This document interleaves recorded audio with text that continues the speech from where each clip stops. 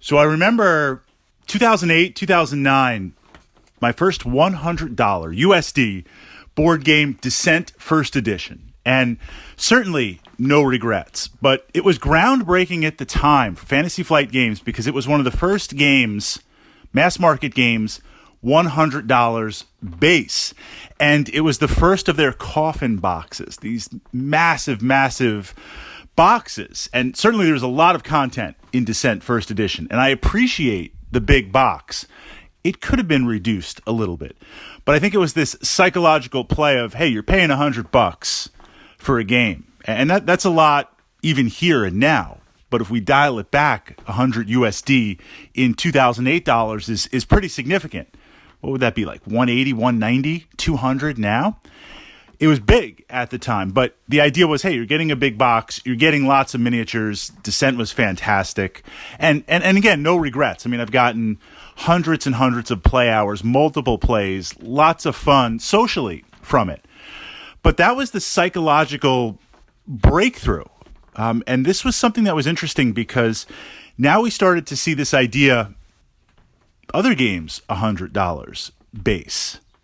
And the question here now is, with the exception of very, very few titles that are out there, it seems like $100 for a base game, retail. We're going to look at Kickstarter in a second. $100 or somewhere around there seems to be the standard. Now, in that 100, certainly Gloomhaven, Gloomy, I love it. $100 for Gloomhaven is fantastic. I mean, the replayability, the scenarios, the adventure, the pure cardboard alone. When you open that up, you're like, yes, this is a $100 game, and maybe a little less, a little bit more. It fluctuates, but absolutely. But then there's some games where $100 doesn't buy you much, but that seems to be the standard, the board gaming standard. Now, for those of you who play Warhammer 40,000 on my channel, or for those of you who don't, a little bit of a background, Warhammer 40K is a sci-fi miniature games put out by Games Workshop. The components are premium. The models, being a miniature game, are fantastic. I mean, no one can dispute the level of models that Games Workshop puts out. For 40K, their fantasy version, Age of Sigmar. But over the years, the price has gone up. And we're not talking like every 3 or 5 years printing went up. No, we're talking like every year everything gets jacked up. And it becomes less and less and less. Now, occasionally you get a great deal with a starter set. But when you're looking to buy a leader for your army, one figure, and you're like, oh, this is a $45 figure. This is a $55 USD figure. You're like, okay, yeah. Now, if this was a skirmish game, you'd be like, okay, 5 or 6 models, 10 models, I'm good. I'll buy it over time. But Warhammer 40K is a mass combat game, hundreds of miniatures, tanks, and everything on the table. I say this because we have been conditioned as Warhammer 40K enthusiasts over time with Games Workshop just jacking up the prices.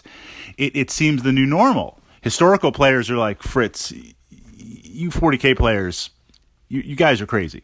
You guys are out of control. I just bought a DBA Roman army for $25, ready to go. I just bought plastics, premium plastics for my World War II armies, the entire army, everything I will ever use, dozens of tanks, $200. Historical wargaming, yes, but 40K, we've gotten used to it. So now I bring that baseline back to board gaming. If you've supported Kickstarters, or if you've been kind of looking at Kickstarters for board games, now what you see, it's like, okay, we're going to give you the core. Core is like $100, $115. But then they're going to give you some options. They're going to give you some add-ons. And maybe not even like the premium deluxe dice and acrylic token counters. But by the time you want to get everything for the game, you're looking at like $250, $350 USD. And that's getting a little bit crazy. I see this new standard, and then we have these massive games like Mythic Battles and Tainted, where you crunch the numbers and you look and you're like, it's like $500 for everything. And as a gaming enthusiast, you would want to get everything, and they understand the model of, look, this is going to be a limited run. You either get in now for $500 and get everything, or what's worse than not having the game in the first place, I don't have the game, so I don't know what I'm missing out. I don't have that FOMO. But if I have part of the game and then a year or two from now, I'm like, I love this game, this is the best ever, I'm never going to be able to get more content. So now it's like, you want to buy in $500, 500 USD.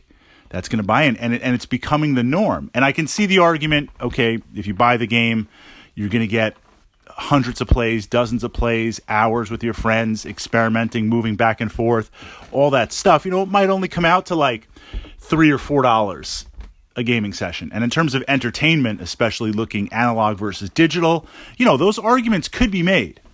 They could be made and very, very well supported, and I would make some of those arguments reasonably. But it's amazing when I really look, because I've been so conditioned and shocked by Games Workshop prices. I haven't really noticed it in board gaming, where it's creeping up. It's creeping up. 100, 10 years ago was the standard.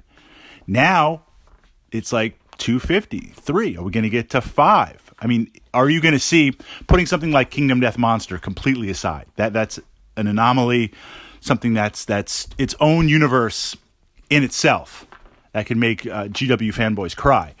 But are we going to get to the point 5 years, 6 years from now where you're going to see Kickstarters all in premium, a lot of miniatures, a lot of cardboard, great mechanics, great game, $800 to buy in USD. I mean, I see that creep. And what do you guys think from that perspective? And yes, there's a couple of games out there, tin box games, $25, $30, $50. But if we look at the average, what's the average of board games 10 years ago?